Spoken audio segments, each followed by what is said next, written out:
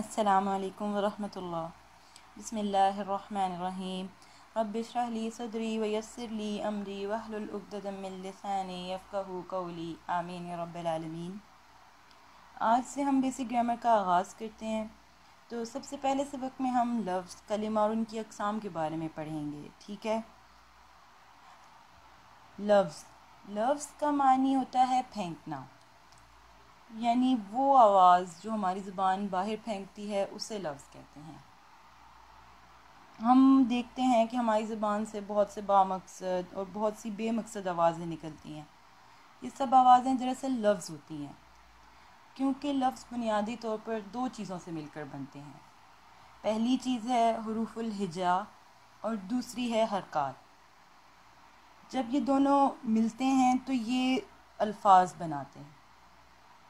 حروف الہجا، جن کو کہ اردو میں حروف تہجی اور انگلش میں الفابیٹس کہتے ہیں، یعنی الف، با، تا، سا وغیرہ۔ اسی طرح لفظ کا دوسرا بنیادی جز حرکت ہے۔ حرکت وہ علامت ہوتی ہے جو کہ حروف الہجا پر اس لیے لگائی جاتی ہے تاکہ پتہ چل سکے کہ اس حرف کو کس طرح سے ادا کرنا ہے۔ حرکت ہوتی ہیں اب تین قسم کی: فتحہ، کسرہ، ضمہ۔ فتحہ کو اردو میں زبر، کسرہ کو زیر اور ضمہ کو پیش کہتے ہیں۔ یہ تینوں حرکات کو ہم دیکھتے ہیں کہ دو دو کر کے بھی لگایا جاتا ہے، یعنی کہ ڈبل حرکت کی صورت میں، جسے پھر ہم دو زبر، دو زیر، دو پیش کہہ دیتے ہیں۔ جب ان حرکات کو ڈبل حرکت کی صورت میں لاتے ہیں تو پھر ان کو تنوین کہتے ہیں۔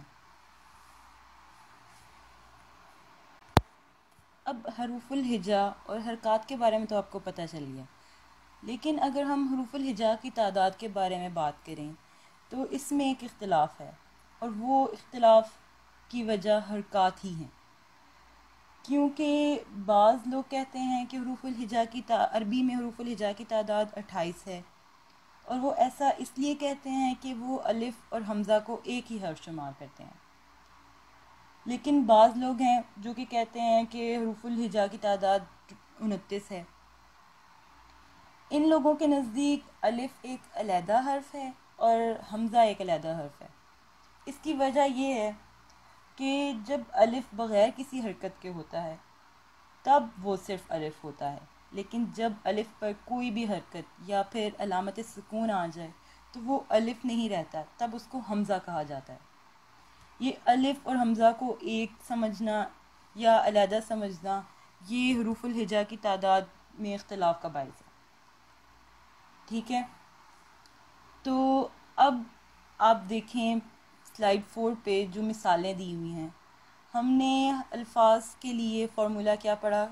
حروف الہجا اور حرکات کو ملا کے الفاظ بنتے ہیں۔ اب حروف الہجا میں اگر ہم کوئی بھی حرف لکھ دیں تو ہمیں کچھ نہیں پتہ کہ وہ کیا بن رہا ہے، لفظ کیسے اس کو پڑھنا ہے، کچھ بھی ہم اس کے بارے میں نہیں جانتے۔ اس لیے حروف الہجا کے نیچے آپ صرف حرف لکھے ہوئے دیکھ رہی ہیں، ان کو ہم نہیں جانتے کیسے پڑھنا ہے۔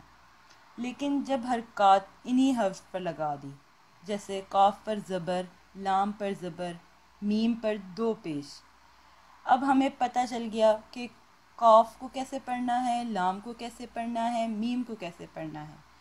تو یہ جب حروف الہجا اور حرکات کو ہم ملا دیتے ہیں تو ہمیں پتہ چل جاتا ہے کہ الفاظ بن رہے ہیں اور ان الفاظ کی ادائیگی کس طرح سے ہے۔ تو یہ قاف، لام، میم جو کہ صرف حروف تھے وہ بن گئے قلم۔ اسی طرح کاف، تا، الف، با، یہ کتاب بن گئی۔